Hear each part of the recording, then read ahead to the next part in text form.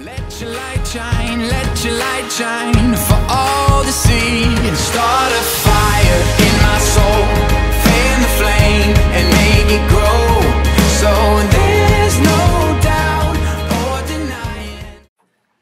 Well, this afternoon we'll be finishing up the Gospel of John, and then we'll be beginning with the Acts of the Apostles. Well, wait, Charlie. Yes? Well, since we're in stewardship season, could you tell us if there's any scriptures in the Bible about giving and tithing? Anything in the Bible on giving and tithing? Well, that's a good question, Beth. You know, there's a lot in there. There's an awful lot throughout the whole Bible on being generous. Generosity is a strong theme.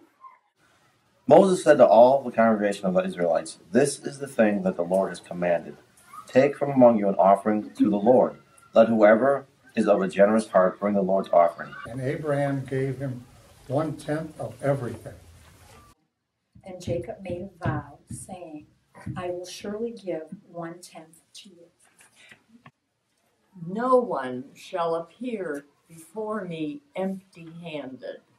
Give liberally and be ungrudging when you do so, for on this account the Lord your God will bless you in all your work and in all that you undertake. The people are bringing much more than enough for doing the work that the Lord has commanded us to do. Jesus, looking at him, loved him and said, "You lack one thing. Go sell what you own and give the money to the poor, and you will have treasure in heaven. Then come, follow me." Will anyone rob God? Yet you are robbing me. Well, what okay, says, No one can serve two masters. For slavery to hate one or the other, to devote all them.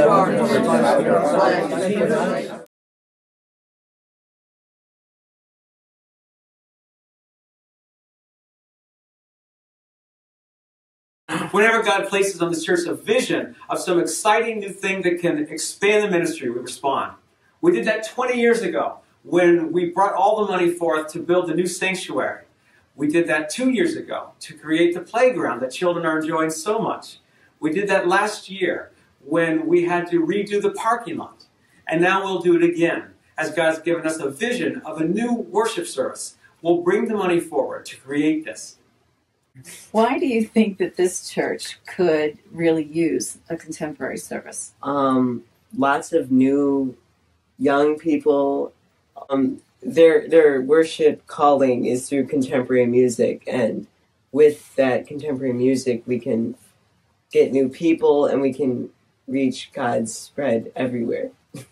You know, I totally relate to that, Kyle, because my first mission trip was back in June. And I used to be one of those people that just had no use for contemporary music, or for those services. I grew up traditional all the way, and it made me so uncomfortable when I'd go to a contemporary service. I thought, this is so weird.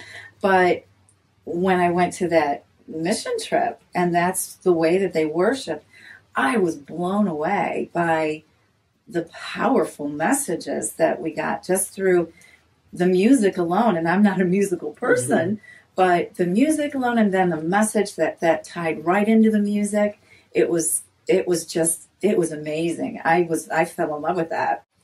Do you think adding a contemporary worship would be helpful in bringing in younger people?